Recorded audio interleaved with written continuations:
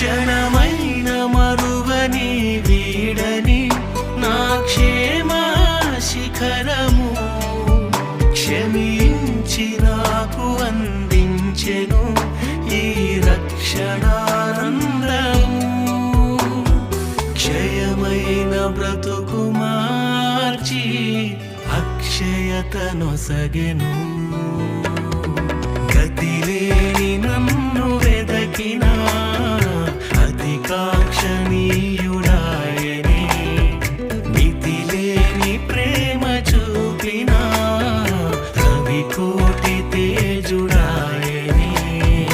నా దేవుడే నాకు